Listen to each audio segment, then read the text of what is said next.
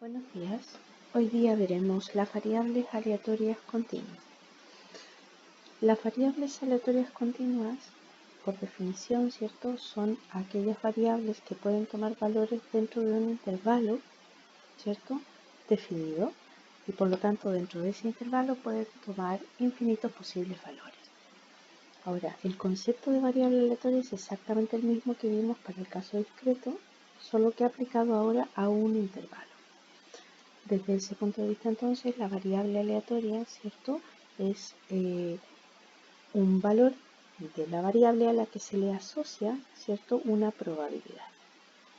Por lo tanto, desde ese punto de vista, podemos definir la función de probabilidad de esa variable aleatoria, en este caso continua, ¿cierto?, a la que vamos a llamar función de densidad, para distinguirla de la función de probabilidad de la variable discreta a la que llamamos función de cuantía o de masa.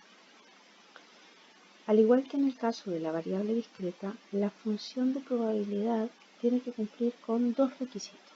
El primero, cada valor de la función evaluada en un punto siempre debe ser mayor o igual que 0 y la suma debe ser igual a 1.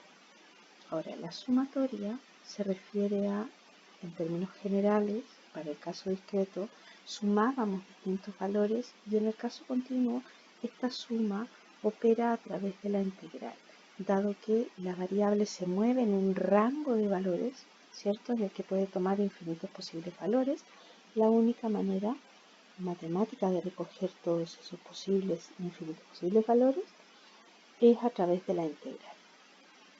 Entonces, la integral en el rango en el que está definida la función, ¿cierto?, debe ser igual a 1 para cumplir con el requisito de ser una función de probabilidad. Ahora vamos a ver el concepto de la función de densidad. Cada vez que nosotros queremos calcular una probabilidad, ¿cierto?, asociada a una variable aleatoria continua dentro de un rango de valores, ¿cierto?, lo que estamos haciendo en definitiva es estudiar el área que se forma en ese rango de valores, ¿verdad?, definida por la función que define la variable. Por lo tanto, para recoger esa área, ¿cierto?, necesitamos sumar todos los posibles infinitos valores que hay dentro de ese rango. Para eso, la única manera matemática de poder recogerlo es a través de la integral.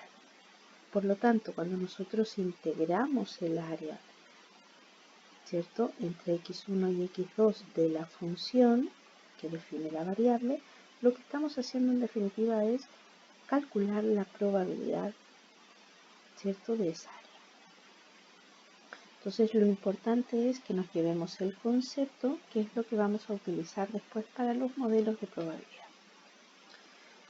Junto con ello podemos definir la función de distribución, ¿cierto?, que ya en el caso discreto lo habíamos definido, la función acumulada, ¿cierto?, hasta un valor particular de x1.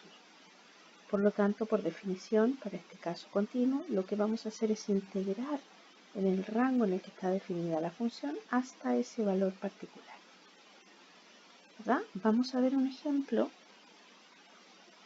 de aplicación de la función de densidad, como calculamos la probabilidad asociada.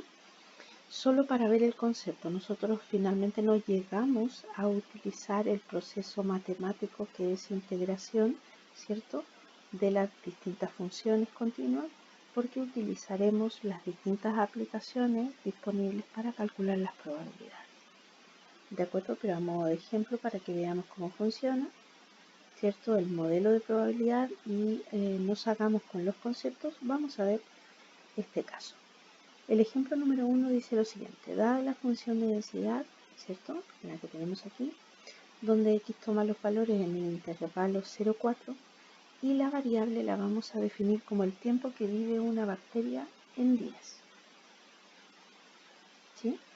Entonces, nos pide calcular la probabilidad que esa bacteria viva entre 1 y 2 días.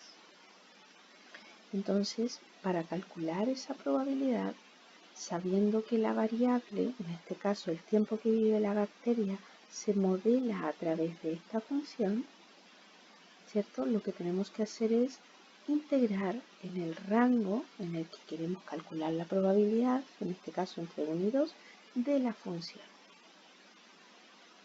¿Sí?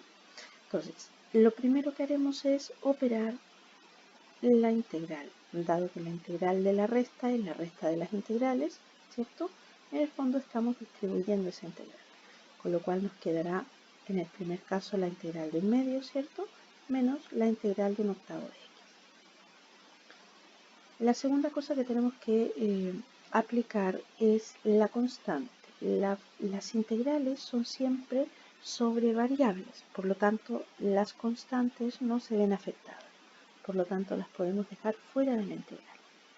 En este caso un medio lo dejamos fuera y un octavo lo dejamos fuera. Por lo tanto ya tenemos definidas las integrales como para poderlas desarrollar. Entonces la integral de dx será x evaluada en el rango en el que está definida la función.